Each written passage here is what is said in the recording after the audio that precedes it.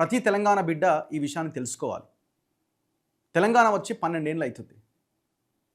1200 మంది మలిదశ ఉద్యమంలో, 356 మంది తొలి దశ ఉద్యమంలో, మొత్తం 1500కు పైన తెలంగాణ బిడ్డలు, తెలంగాణ యువకులు ఆత్మ బలిదానం చేసి రైళ్లకు ఎదురుగా వెళ్ళి పెట్రోల్ పోసుకొని ప్రాణాలు అర్పించి ఈ తెలంగాణ సాధించారు. ఎంతోమంది, వేలాది మంది తెలంగాణ ఉద్యమకారులు, తెలంగాణ ప్రజల యొక్క పోరాటంతో తెలంగాణ రాష్ట్రం వచ్చింది. దాదాపు 12 ఏళ్ళు దాటింది, 12 సంవత్సరాలు దాటింది. ఈ 12 ఏళ్ళ తెలంగాణలో ఏంటి పరిస్థితి? తెలంగాణ ముఖ చిత్రం ఎట్లా ఉంది? చెప్పుకుంటే సిగ్గుపోతుంది. తెలంగాణ సమాజం అంతా సిగ్గుతో తలదించుకోవాల్సిన పరిస్థితి. రీసెంట్గా తెలంగాణ ప్రభుత్వం పబ్లిక్ డొమైన్లో పెట్టిన కులగణన survey, Telangana socio economic, educational, employment, political and caste senses survey ఇది. ఈ సర్వేలో కళ్ళు బైర్లు గమ్మే విషయాలన్నీ బయటకు వచ్చినాయి. నేను అన్ని అంశాల జోలికి వెళ్ళను, సామాన్య ప్రజలకు అర్థమయ్యేలాగా ఈ విషయాన్ని నేను చెప్పాలనుకుంటున్నా ఈ వీడియోలో.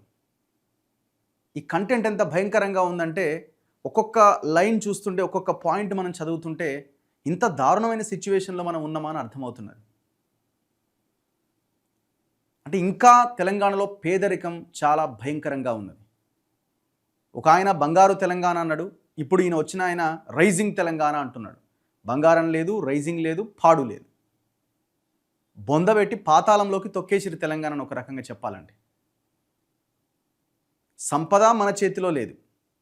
సంపద 1-2 వర్గాల చేతిలో ఉంది. 90% ప్రజల చేతిలో లేదు. రాజ్యము, అధికారము కేవలం 1-2 వర్గాల చేతిలో ఉంది, పేద వర్గాల చేతిలో లేదు. ఏ రకంగా ఏం చూసుకున్న అదే పరిస్థితి. ఒక్కసారి ఈ పాయింట్స్ చూడండి. Households with no toilet. Toilet లేని ఇండ్లు ఉన్నాయి ఇంకా తెలంగాణలో. కనీసం ఇంట్లో బాత్రూమ్ లేని ఇల్లు ఉందంటే ఒకసారి అర్థం చేసుకోండి.